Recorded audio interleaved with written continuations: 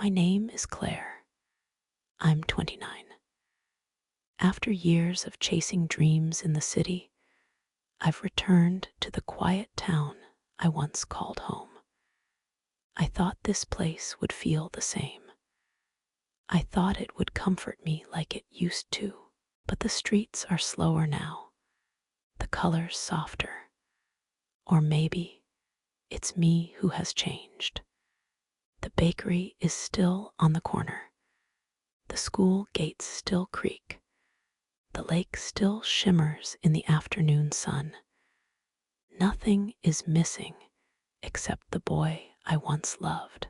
Or perhaps not missing, just no longer mine. His name was Daniel.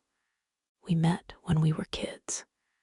We grew up together, shared secrets, shared silence, shared dreams we were too young to understand. He made me feel safe. He made me laugh. He listened when I spoke, even when my words were messy, even when I didn't know what I meant to say. Before I left, I made a promise. I'll come back, I told him. He looked into my eyes and whispered, then I'll wait. I believed him. He believed me. But time believes in no one. I moved to the city with big plans. I worked in a small office, lived in a quiet apartment, met new people, but I never really let them in. I was always waiting for something, for someone, for Daniel. Years passed. I told myself I'd call, I'd visit, I'd send a letter, but I didn't. I kept waiting for the right time, and somehow that time never came. Now I'm back. I stay with my aunt. She's kind. She still makes tea the way she did when I was small. She asks me about London. I smile, but my heart is elsewhere. And then I ask her, do you know Daniel? She pauses, then nods. He still lives near the lake. Is he alone? I ask, though I already feel the answer. She looks at me gently. No, he has someone now. My chest tightens. I don't speak. My aunt doesn't push. That night, I lie in bed with my thoughts. I look at the old photos on my phone, Daniel laughing, me beside him. Young, hopeful, believing in forever. The next morning, I walk to the lake. The path is quiet. The breeze is soft. My hands tremble slightly. Then I see him. He's by the water, just like before. But he's not alone. A girl stands beside him. She's laughing. She holds his hand. I don't move. My heart pounds. I hide behind a tree. I don't know what I'm waiting for, maybe for this to not be real. But it is. He sees me. For a moment, the world stops. Then he walks over. Claire, he says. Hi, I whisper. He smiles, gently, cautiously. You're here.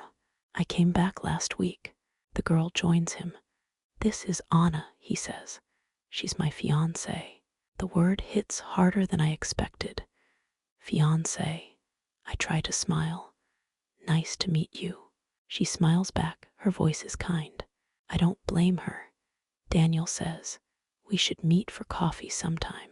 I nod, but inside I feel hollow. They leave. I stay by the lake. My eyes burn, but I don't cry. Not yet. The walk home feels longer than it is.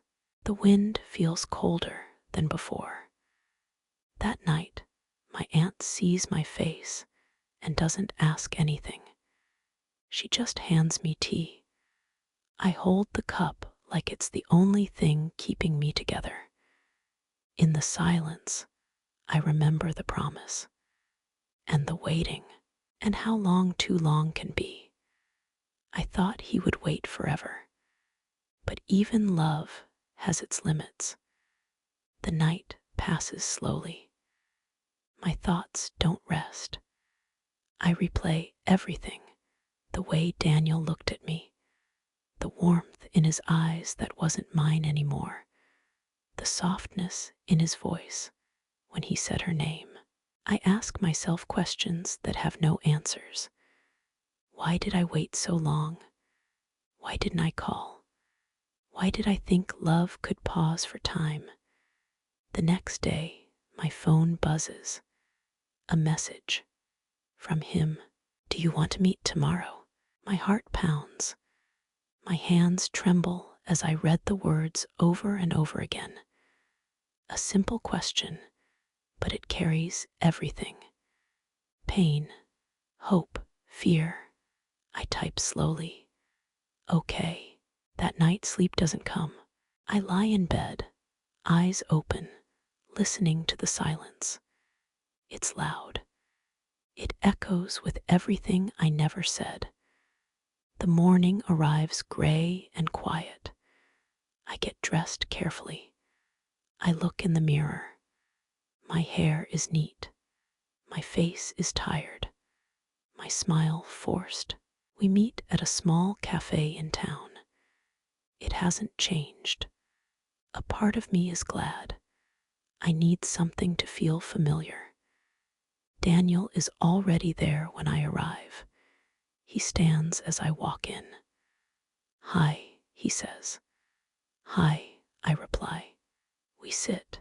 We talk about small things first, my job in London, his work at a local shop, school memories, old teachers, familiar names.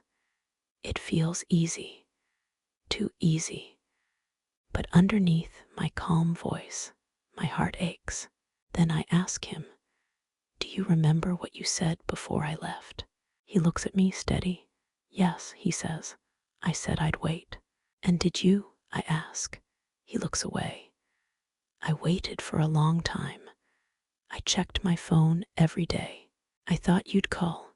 I wanted to, I say. I thought about it every day. Then why didn't you? I hesitate. I was scared. I didn't know if you'd still want me. I didn't know if I had the right to ask you to wait. He's quiet. I did wait, he says. For 2 years I waited. But you didn't come. You didn't write. I thought you'd forgotten me. I never did, I say, barely above a whisper. Not for a day. We sit in silence. It isn't angry, just full of sadness that neither of us can put into words. It's too late now, he finally says. I didn't plan to fall for Anna, but she was kind. She was there. I needed someone. I nod slowly. Do you love her? He doesn't hesitate. Yes, I do. The words hit like rain that's been waiting in the clouds. Heavy, cold, undeniable. I'm sorry, Claire, he says. It's not your fault, I reply. But inside, I want to turn back time. I want to rewrite every moment I wasted waiting. We finish our drinks. He looks at his watch. I have to go. She's waiting. I nod okay. He stands. So do I. We walk to the door. It was good to see you, he says. You too, I reply. He walks away. I stay behind. I look at the chair where he sat. I press my hand to my chest. I whisper to myself, it's over now. I step outside. The sun is shining. But inside, I feel the chill of goodbye. That evening, I sit by the window, staring at the stars. My aunt comes in. You saw him, she asks. I nod. And the girl? I nod again. His fiancée. She says nothing, just gives me tea. I hold the cup. I don't drink. My hands feel cold. I wonder if he still thinks about me. I wonder what would have happened if I had come back sooner. But I know the truth. I waited too long, and I lost him. The next morning, I don't get out of bed. I lie still, eyes on the ceiling. The sky outside is blue, but inside me, everything feels gray. I ask myself again and again, why did I wait? Why did I keep thinking there would be more time? But time doesn't wait. And love doesn't stand still forever. Later, my phone buzzes again. I don't want to look, but I do. It's a photo from a friend I haven't seen in years. No message, just a photo. It's of me and Daniel, taken long ago. We're laughing. We're happy, young, hopeful. I stare at the picture for a long time. I thought love meant waiting. I thought holding onto memories made them last longer. But sometimes, holding on only makes the fall harder. I walk to the lake that afternoon. The same lake where I saw him. It's quiet today. The water is still, the breeze soft. I sit on a bench and watch the ducks move across the surface. A child laughs in the distance. Someone jogs by. Life is happening all around me, but I feel like I'm watching it from behind a glass wall. Then I hear a familiar voice. I look up. Daniel and Anna. They're walking on the other side of the lake. He sees me. He gives a small wave. I wave back. Then I look away. I don't stay long after that. I walk home slowly. The wind brushes against my face. I let it carry a little of the sadness away. That evening, I sit in my room. The air feels thick with everything I've left unsaid. My aunt knocks softly on the door. Did you meet him again? She asks. I nod. I saw him with her. She looks at me carefully. Are you okay? No, I say, but I will be.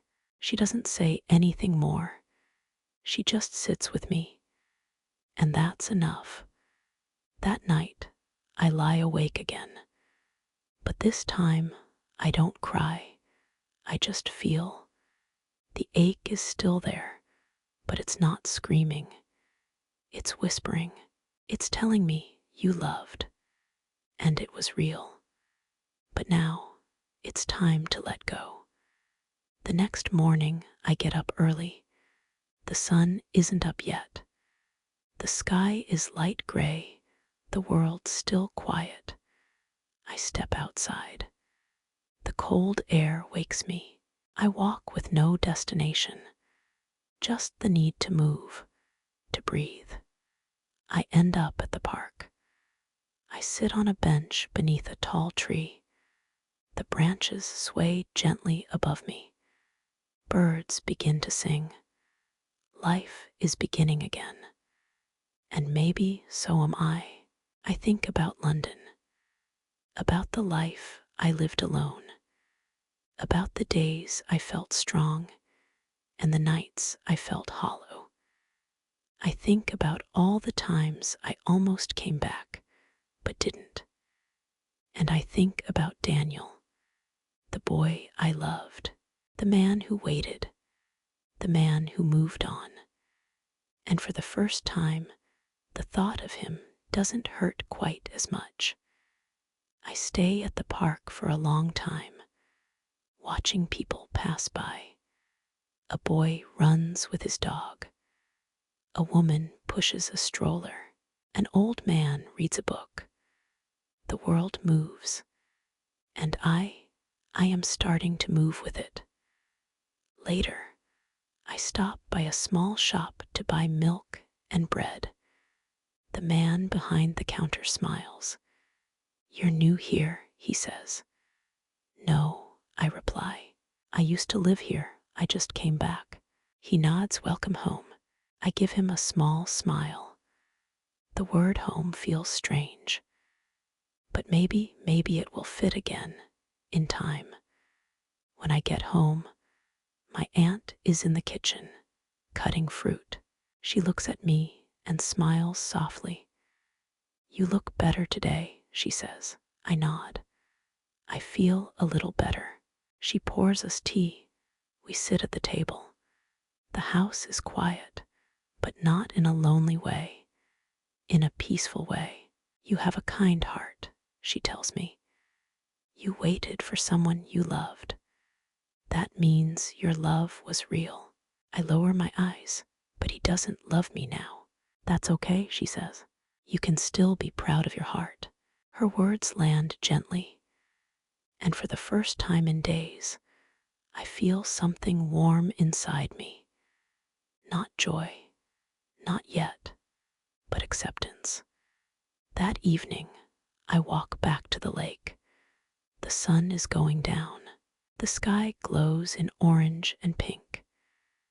The same place that broke my heart now feels like a place I can heal. I walk slowly along the path. Then I see someone sitting on the grass, crying. She looks young, alone. I stop, then gently ask, "Are you okay?" She looks up, startled, her eyes red. "I'm just sad," she says. I sit down beside her. "It's okay to be sad." She studies me for a moment. "Are you sad too?" I nod, "Yes. I lost someone I loved, not to death, but to time." She nods, "That hurts." We sit there in silence, two strangers, sharing something unspoken. "Before I leave," she says, "thank you for sitting with me." "You're welcome," I reply. I walk home slowly. I never learn her name. She doesn't learn mine. But in that moment, we understood each other. And that was enough.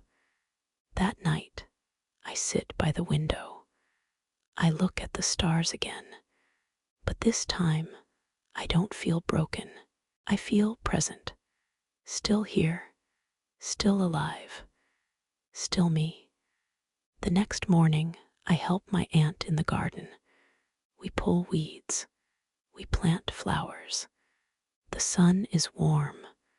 My hands are dirty.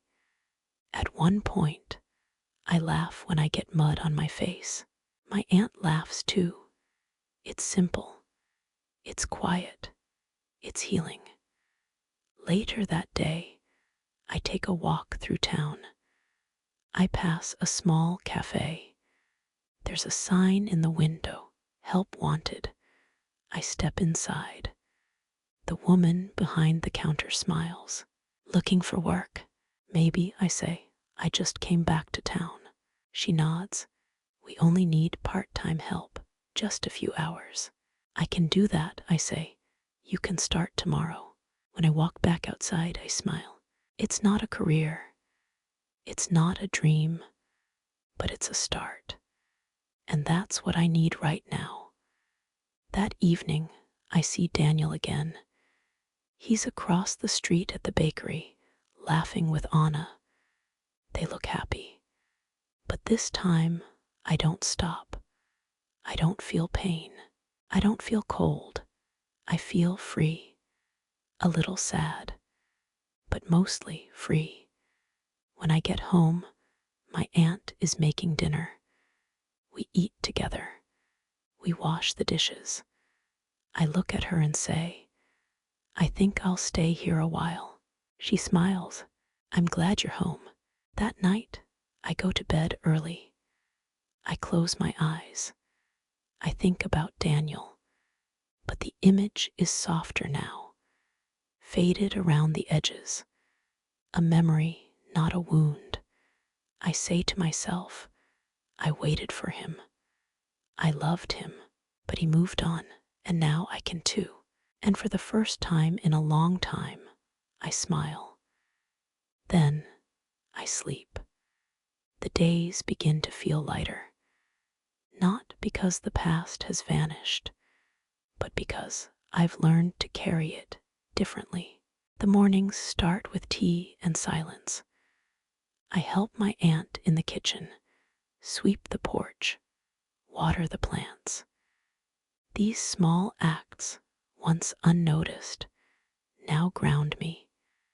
They give rhythm to the stillness. At the cafe, I work quietly. I learn names, remember favorite orders. The regulars smile at me now. The woman who bakes the bread hums old songs as she works. I listen. I breathe. I smile more often. Sometimes I still think of Daniel. I pass him in town now and then. We don't speak. Sometimes he nods. Sometimes we don't even look. But it doesn't hurt anymore. Or not in the same way. It's not that I stopped loving him. I just stopped holding onto a version of him that no longer exists. He's someone else now. And so am I. One evening, I walk to the lake again. The sun is setting. The light turns everything golden. I sit on the bench, the same one I sat on when my heart was breaking. But now, it feels different. Not because the place has changed, but because I have. I watch the water. I listen to the wind. I think about everything I've lost and everything I've found. Pain taught me how deep love can go. Regret taught me the value of time. And letting go taught me how to hold myself. The world moves, and now I move with it. Later, I walk past a bookstore. A sign in the window says open mic night, share your story. Something inside me stirs. That night, I write for the first time in years. Not for work, not for anyone else, just for me. I write about coming home, about Daniel, about waiting, about losing, about finding myself in the quiet that followed. It isn't perfect, but it's honest. When the night comes for the open mic, I read it out loud. My hands shake a little, but my voice doesn't break. People listen, and afterward, they come up to me. Some say, thank you. One says, that sounded like my story. And suddenly, I don't feel so alone anymore. A week later, I meet someone new. Not love, not yet, just a conversation in the park. He asks my name. I say, Claire. He smiles, nice to meet you, Claire. And I smile back genuinely, freely. Nice to meet you too. That night, I write again. I sit by the window, the stars above me. My heart feels steady now, still healing, but no longer hollow. I whisper to the night, I'm still here,